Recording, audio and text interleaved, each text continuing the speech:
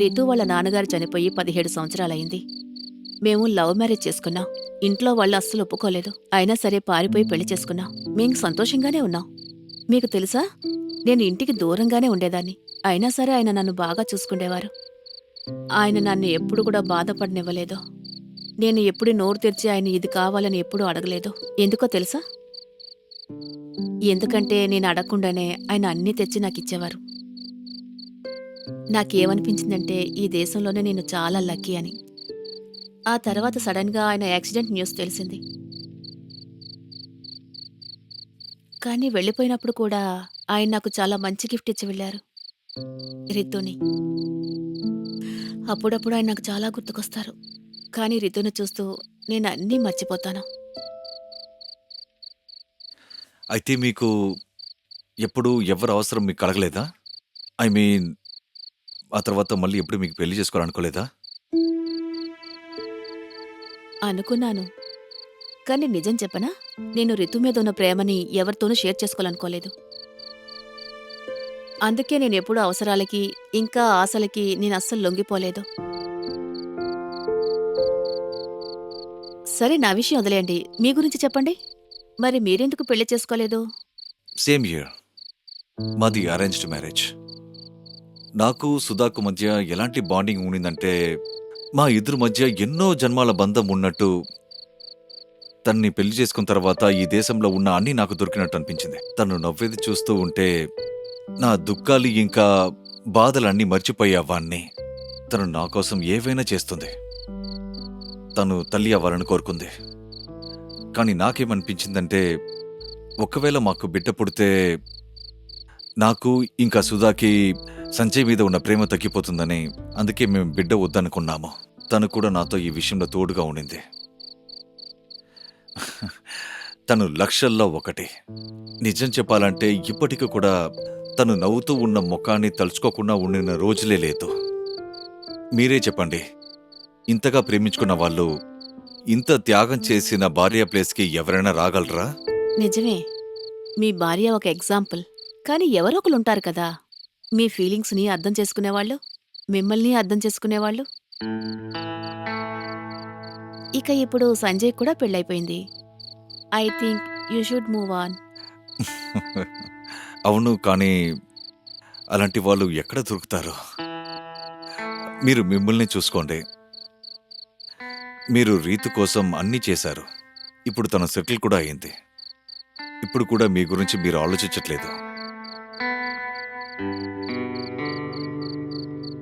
I think మీరు చెప్పేది కరెక్టే. మనిద్దరి కథలు సేమ్ ఒకలాంటివే. మనిద్దరం మూవ్ ఆన్ అవ్వాలనుకోవడం లేదు. మనకి అలవాటు అయిపోయింది అనుకుంటాను ఇలా ఒంటరిగా బ్రతకడం.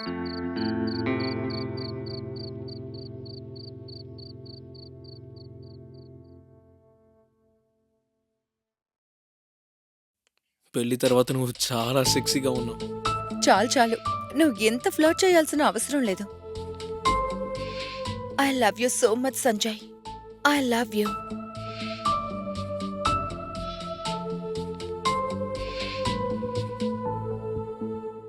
సరే విజయ్ గారు, ఇప్పటికే చాలా లేట్ అయిపోయింది. నిద్రపోయే టైం అయింది. Good night. Good night.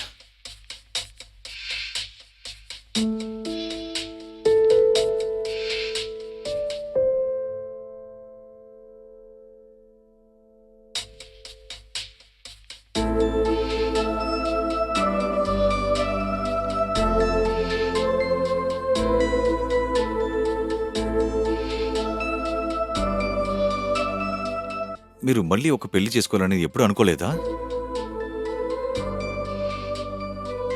I think you should move on.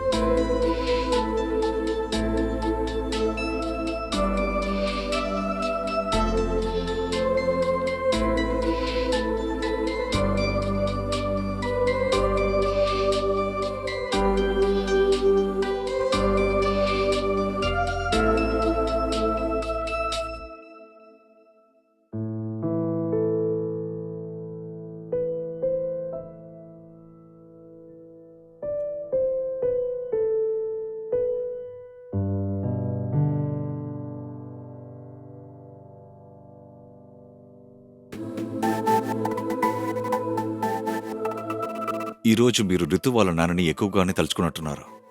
అందుకే మీతో కాస్త టైం స్పెండ్ చేద్దాం అనుకున్నాను.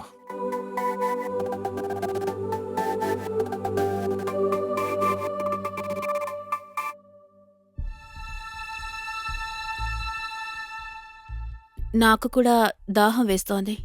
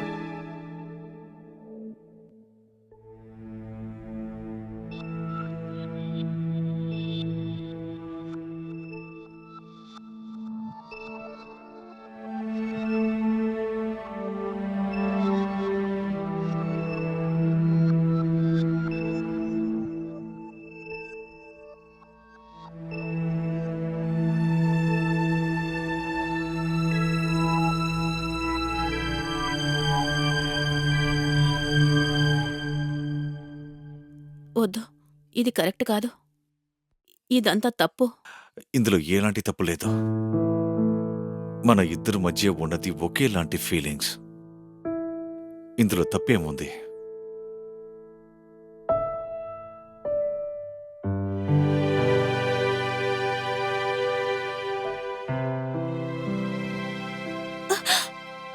వద్దు, ఇది తప్పు.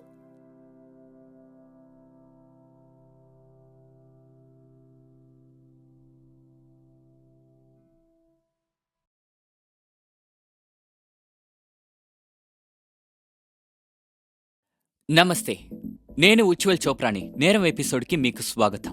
ఫ్రెండ్స్, పెద్దలు ఏమన్నారంటే ఒక ఇంటిలో నమ్మకం, ప్రేమ రెండూ ఉంటే ఆ ఇంట్లో సంతోషం ఎప్పుడూ నిలకడగా ఉంటుంది. అలాగే ఒక ఇల్లు కాన్పూర్లో ఉన్న విజయ్ గారి ఇల్లు. ఆ ఇద్దరి అన్నదమ్ముళ్ల ప్రేమ ఇంకా నమ్మకం ఎప్పుడూ హృదయంలోనే ఉంటుంది. అన్న విజయ్ వాళ్ళ భార్య పోయి దాదాపు 10 ఏళ్లవుతోంది. ఇంకా ఈ కారణంతోనే విజయ్ గారు అతని కోరికలన్నీ దాదాపు 10 ఏళ్ల పాటు అతని మనసులోనే పూడ్చిపెట్టేశారు.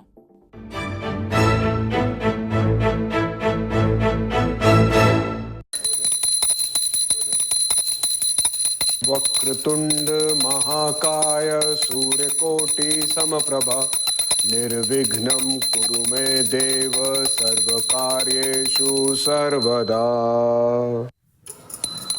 ओम भूर्भुवः स्वः तत्सवितुर्वरेण्यं भर्गो देवस्य धीमहि धियो यो न प्रचोदयात्। ओम भूर्भुवः स्वः तत्सवितुर्वरेण्यं भर्गो देवस्य धीमहि धियो यो न प्रचोदयात्।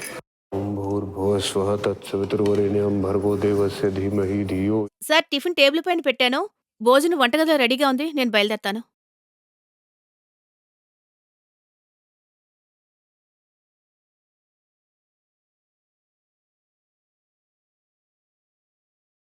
भुवः स्वः तत्सवितुर्वरेण्यं भर्गो देवस्य धीमहि धियो यो न प्रचोदयात्। ओम भूर्भुवः स्वः तत्सवितुर्वरेण्यं भर्गो देवस्य धीमहि धियो यो न प्रचोदयात्।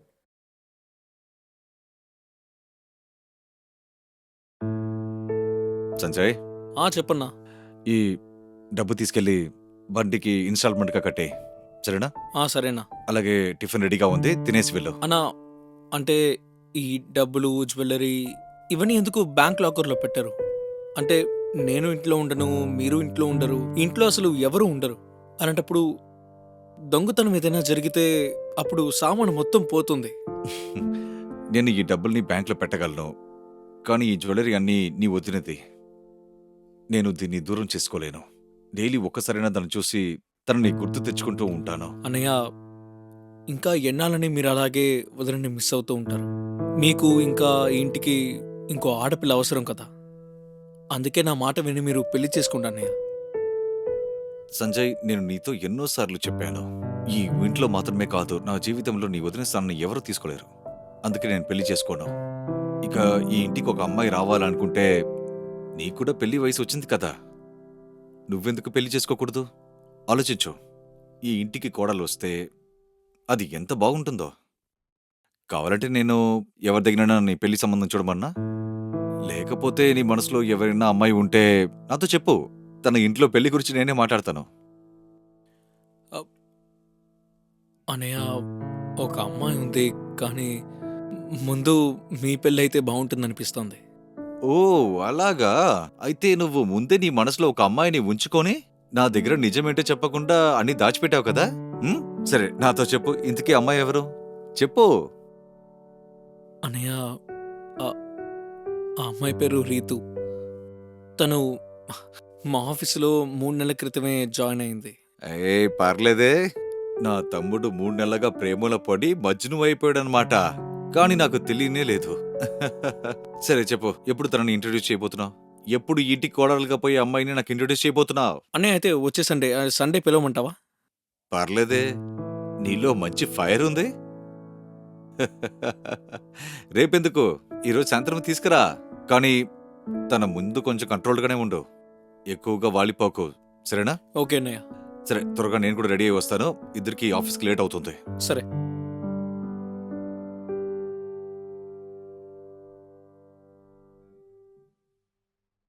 మనకి పెళ్ళైన తర్వాత అంతా సెట్ అయిపోతుంది.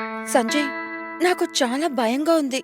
మీ అన్నయ్యని కలిసి నేనేం మాట్లాడతాను? అరే, ఇందులో భయపడ్డానికి ఏముంది? ఒకసారి వచ్చి కలిసి మాట్లాడితే అయిపోతుంది. అవును, నువ్వు వచ్చేటప్పుడు మంచి డ్రెస్ వేసుకునిరా. ఎందుకు? వెస్టర్న్ డ్రెస్ లో వస్తే ఏదైనా ప్రాబ్లం అవుతుందా? నువ్వు వెస్టర్న్ డ్రెస్ వేసుకుని వస్తే అన్నయ్య నీతో పాటు నన్ను బయటికి వెళ్ళిపోమంటాడు. పెళ్ళైన తర్వాత నా వెస్టర్న్ డ్రెస్సెస్ అన్ని ఏమవుతాయి? రాత్రి వేసుకో, నా కోసం. షార్ట్ డ్రెస్ వేసుకుంటే నువ్వు చాలా సెక్సీగా ఉంటావు. చాలు, ఇలాంటి బ్యాడ్ వర్డ్స్ మాట్లాడుకో. నీకు అస్సలు సిగ్గులేదు కదా? పగటిపూట బ్యాడ్ వర్డ్స్ మాట్లాడకూడదు సంజయ్ బాబు. పనిలో కాన్సంట్రేట్ చేయి, పనిలో. అలాగే మీ అన్నయ్యని ఎప్పుడు కలవాలో చెప్పలేదు? అరే, అన్నయ్య మనకన్నా త్వరగా ఇంటికి వచ్చేస్తాడు. సరే, ఓ పని చేద్దాం. నువ్వు సాయంత్రం పికప్ చేసుకుంటాను. ఓకే, అయితే సాయంత్రం నేను రెడీగా ఉంటాను. సరే, జాగ్రత్తగా ఉండు.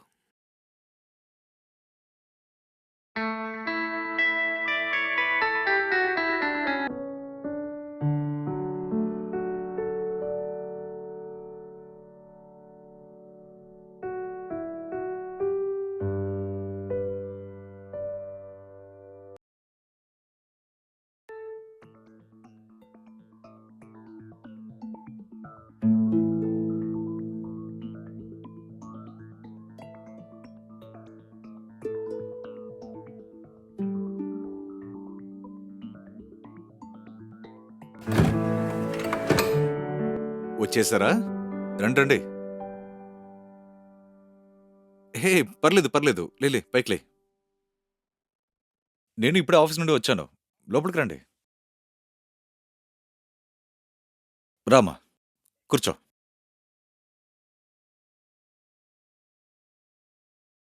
సరే, మీరిద్దరు మాట్లాడుతుండండి. నేను వెళ్ళి మీ ఇద్దరికి టిఫిన్ తీసుకొస్తాను. అరే వద్దొద్దండి, నేను టీ పెడతాను. అరే వద్దు. ఇలా చూడు రీతు, ఈ ఇంటికి నువ్వు కోడలుగా వచ్చి ఆ తర్వాత రోజు నీ చేతి వంటే మేము తింటాం, సరేనా? ఇప్పుడు నువ్వు కూర్చో, నేను వెళ్ళి తీసుకొస్తాను. సరే, సమాధానం చెప్పు. మా ఇల్లు ఎలా ఉంది? చాలా బాగుంది.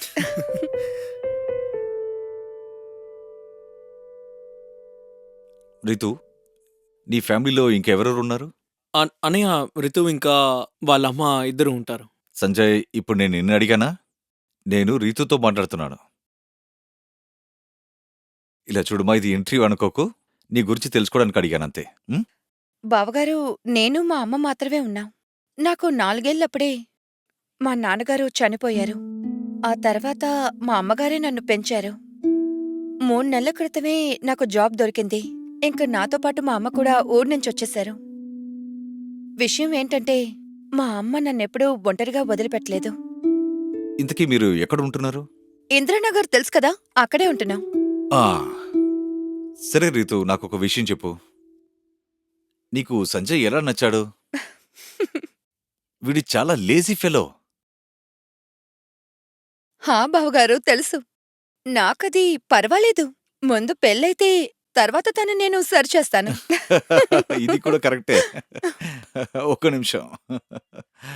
ఆ, మీరిద్దరూ నెమ్మదిగా కూర్చొని టీ తాగండి. నాకొక చిన్న పనుంది. నేను వెళ్ళొచ్చేస్తాను. ఇక మీకోసం నేను డిన్నర్ కూడా రెడీ చేశాను. తినే వెళ్ళాలి. సరే నేను వెళ్ళొస్తాను. సరే బావగారు. బాయ్. బాయ్. బాయ్.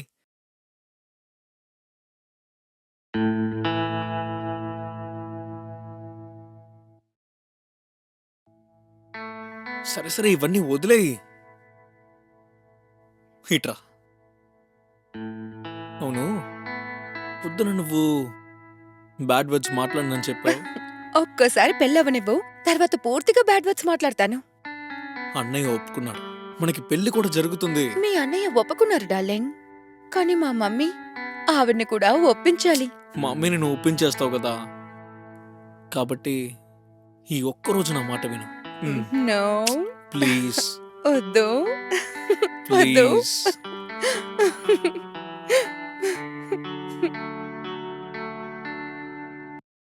బావగారు, ఇల్లు వెతుక్కుని రావడంలో ఏ ప్రాబ్లము లేదు కదా? లేదు, ఏ ప్రాబ్లం లేదు. మమ్మీ, త్వరగా రండి, అందరూ మీకోసమే వెయిట్ చేస్తున్నారు. ఇదిగో వస్తున్నానమ్మా. ఈ లోపు వాళ్ళకి టిఫిన్ పెడుతూ ఉండు. సరే అమ్మా. సమోసా తీసుకోండి బావగారు. ఆ, తీసుకుంటాను.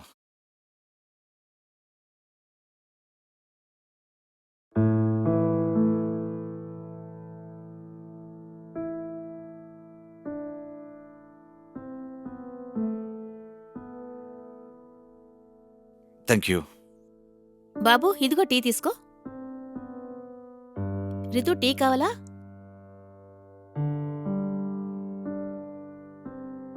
చూడండి విజయ్ గారు, నేను మా రితుని చాలా ప్రేమగా పెంచాను.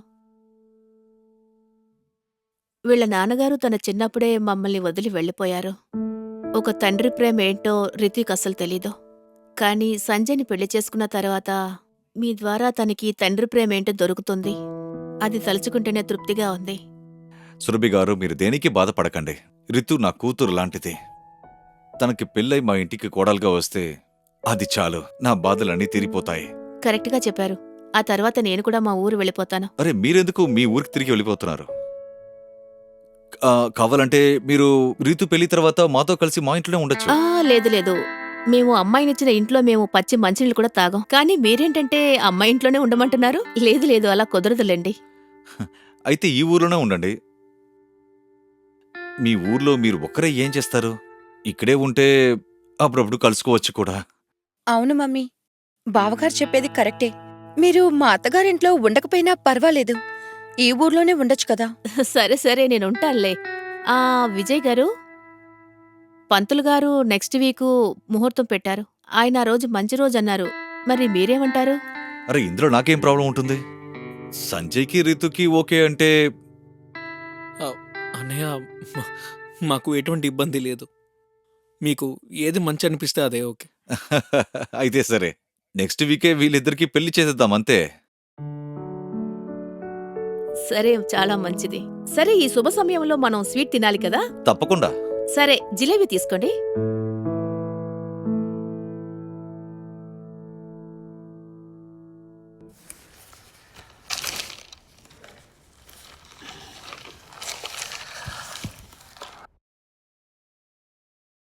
రీతు, సంజయ్, టైం 7 లేవండి. ఎక్కడికి వెళ్తున్నావు? బావగారు పిలుస్తున్నారు కదా. అరే, వాళ్ళ సండే కదా, ఆఫీస్ కూడా లేదు కదా లేట్ అవ్వడానికి. కానీ బావగారు టీకి లేట్ అవుతుంది కదా.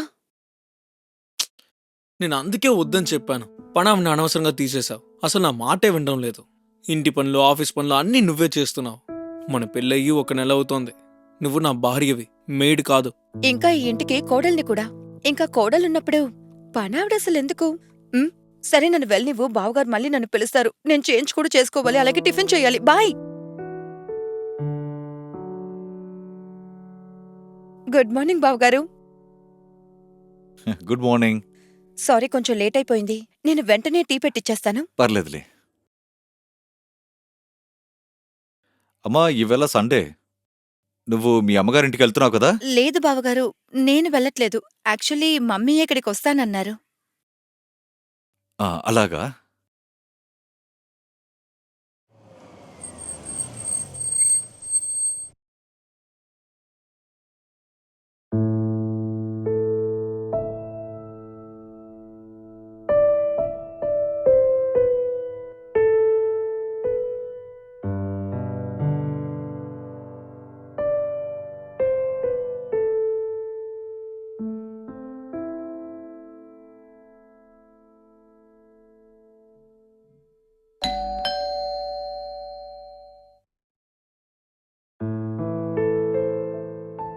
నమస్తే విజయ్ గారు.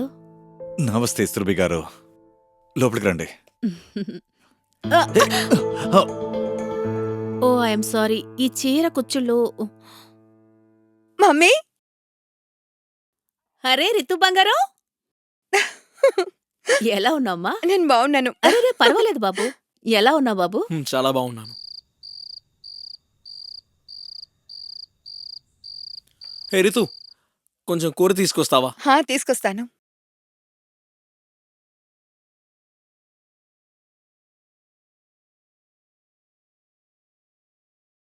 ఏమైంది మమ్మీ? ఎందుకలా చూస్తున్నారు? ఏం లేదు బంగారం. నిన్ను చూస్తుంటే చాలా సంతోషంగా ఉంది. నేను ఇవాళ చనిపోయినా కూడా నాకు చాలా సంతోషమే. మమ్మీ నీకెన్నిసార్లు నేను చెప్పాను ఇలాంటి మాటలు ఎప్పుడు మాట్లాడొద్దని. ఇంక మీదట అలా మాట్లాడొద్దు. అవునమ్మా, నిజంగా ఈరోజు చాలా సంతోషంగా ఉన్నాను. సంజయ్ లాంటి ఒక మంచి భర్త, ఇంకా తండ్రి లాంటి వాళ్ళ అన్నయ్య ప్రేమ నీకు ఈ ఇంట్లో దొరుకుతోంది. ఇంక నీకేం కావాలి చెప్పు? నేనిక హాయిగా ఊరు వెళ్ళిపోతాను. ఎలాగో నేనిక్కడుండి ఏం చేస్తాను చెప్పు? అనవసరంగా ఇంటి రెంట్ కట్టాల్సి వస్తోంది. అందుకే ఊరికి వెళ్ళి ఫామ్ హౌస్ పని చూసుకుందాం అనుకుంటున్నాను. నువ్వు ఏం మాట్లాడుతున్నావు మమ్మీ? ఇది కూడా నీ ఇల్లే కదా. రితు, నువ్వు చెప్పింది కరెక్టేమా. సురభి గారు, నేను ఇంతకు ముందే మీకు చెప్పాను మిమ్మల్ని మాతో పాటు ఇక్కడే ఉండమని. ఏమంటావు రితు? మ్, అరే వద్దు వద్దు, నేను ఇక్కడెలా ఉండగలను? మా అమ్మాయి సంతోషం కంటే నాకింకేం కావాలి? మమ్మీ ప్లీజ్ మీరు ఏడవకండి. ఏం లేదు తల్లి, ఈరోజు మీ నాన్నగారు ఉండుంటే నిన్ను చూసి చాలా సంతోషపడేవారు. నేను ఒప్పుకుంటున్నానమ్మా. నాన్నగారు చనిపోయిన దగ్గర నుంచి మీరు చాలా ఒంటరిగా ఫీల్ అవుతున్నారు. ఒకవేళ కావాలంటే నేను కూడా మీ ఇంటికి షిఫ్ట్ అవునా? అరే వద్దమ్మా, నువ్వు నీ ఇంట్లోనే ఉండు. నాకైతే అప్పుడప్పుడు మీ నాన్నగారు గుర్తొస్తూ ఉంటారు. సురభి గారు,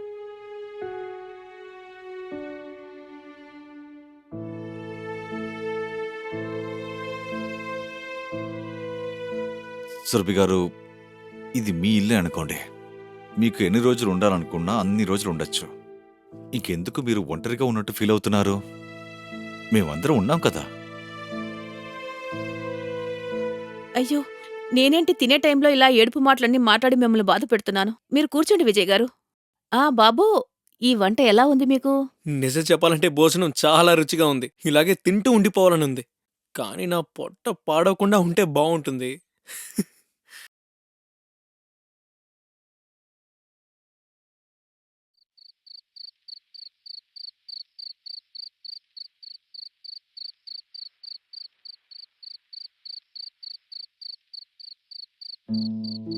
సురభి గారు, ఈరోజు మీకు రితు వాళ్ళ నాన్న బాగా గుర్తుకొచ్చినట్టున్నారు. అందుకే ఈరోజు మీతో నేను టైం స్పెండ్ చేద్దాం అనుకుంటున్నాను. మీ మనసుకి కొంచెం బాగుంటుంది. మీ గురించి నాతో చెప్పండి. రితు వాళ్ళ నాన్నగారు చనిపోయి 17 సంవత్సరాలయింది. మేము లవ్ మ్యారేజ్ చేసుకున్నాం. ఇంట్లో వాళ్ళు అస్సలు ఒప్పుకోలేదు. అయినా సరే పారిపోయి పెళ్లి చేసుకున్నాం. మేం సంతోషంగానే ఉన్నాం. మీకు తెలుసా, నేను ఇంటికి దూరంగానే ఉండేదాన్ని. అయినా సరే ఆయన నన్ను బాగా చూసుకుండేవారు. ఆయన నన్ను ఎప్పుడు కూడా బాధపడనివ్వలేదు. నేను ఎప్పుడు నోరు తెరిచి ఆయన ఇది కావాలని ఎప్పుడూ అడగలేదు. ఎందుకో తెలుసా? ఎందుకంటే నేను అడగకుండానే ఆయన అన్నీ తెచ్చి నాకిచ్చేవారు. నాకేమనిపించిందంటే ఈ దేశంలోనే నేను చాలా లక్కీ అని. ఆ తర్వాత సడన్గా ఆయన యాక్సిడెంట్ న్యూస్ తెలిసింది. కానీ వెళ్ళిపోయినప్పుడు కూడా ఆయన నాకు చాలా మంచి గిఫ్ట్ ఇచ్చి వెళ్ళారు, రితుని. అప్పుడప్పుడు ఆయన నాకు చాలా గుర్తుకొస్తారు. కానీ రితుని చూస్తూ నేను అన్నీ మర్చిపోతాను. అయితే మీకు ఎప్పుడు ఎవరి అవసరం మీకు కలగలేదా? ఐ మీన్, ఆ తర్వాత మళ్ళీ ఎప్పుడు మీకు పెళ్లి చేసుకోవాలనుకోలేదా? అనుకున్నాను. కానీ నిజం చెప్పనా, నేను రితు మీద ఉన్న ప్రేమని ఎవరితోనూ షేర్ చేసుకోవాలనుకోలేదు. అందుకే నేను ఎప్పుడూ అవసరాలకి ఇంకా ఆశలకి నేను అస్సలు లొంగిపోలేదు. సరే, నా విషయం వదిలేయండి. మీ గురించి చెప్పండి. మరి మీరెందుకు పెళ్లి చేసుకోలేదు? Same year. మాది అరేంజ్డ్ మ్యారేజ్. నాకు సుధాకు మధ్య ఎలాంటి బాండింగ్ ఉండిందంటే, మా ఇద్దరి మధ్య ఎన్నో జన్మాల బంధం ఉన్నట్టు తన్ని పెళ్లి చేసుకున్న తర్వాత ఈ దేశంలో ఉన్న అన్నీ నాకు దొరికినట్టు అనిపించింది. తను నవ్వేది చూస్తూ ఉంటే నా దుఃఖాలు ఇంకా బాధలన్నీ మర్చిపోయేవాణ్ణి. తను నా కోసం ఏవైనా చేస్తుంది. తను తల్లి అవ్వాలని కోరుకుంది. కానీ నాకేమనిపించిందంటే ఒకవేళ మాకు బిడ్డ పుడితే నాకు ఇంకా సుధాకి సంజయ్ మీద ఉన్న ప్రేమ తగ్గిపోతుందని, అందుకే మేము బిడ్డ వద్దనుకున్నాము. తను కూడా నాతో ఈ విషయంలో తోడుగా ఉండింది. తను లక్షల్లో ఒకటి. నిజం చెప్పాలంటే ఇప్పటికీ కూడా తను నవ్వుతూ ఉన్న ముఖాన్ని తలుచుకోకుండా ఉండిన రోజులే లేదు. మీరే చెప్పండి, ఇంతగా ప్రేమించుకున్న వాళ్ళు ఇంత త్యాగం చేసిన భార్య ప్లేస్కి ఎవరైనా రాగలరా? నిజమే, మీ భార్య ఒక ఎగ్జాంపుల్. కానీ ఎవరో ఒకరుంటారు కదా, మీ ఫీలింగ్స్ని అర్థం చేసుకునేవాళ్ళు, మిమ్మల్ని అర్థం చేసుకునేవాళ్ళు. ఇక ఇప్పుడు సంజయ్ కూడా పెళ్ళైపోయింది. I think you should move on. అవును, కానీ అలాంటి వాళ్ళు ఎక్కడ దొరుకుతారు? మీరు మిమ్మల్ని చూసుకోండి. మీరు రీతు కోసం అన్నీ చేశారు. ఇప్పుడు తన సెటిల్ కూడా అయింది. ఇప్పుడు కూడా మీ గురించి మీరు ఆలోచించట్లేదు. ఐ థింక్ మీరు చెప్పేది కరెక్టే. మనిద్దరి కథలు సేమ్ ఒకలాంటివే. మనిద్దరం మూవ్ ఆన్ అవ్వాలనుకోవడం లేదు. మనకి అలవాటు అయిపోయింది అనుకుంటాను ఇలా ఒంటరిగా బ్రతకడం.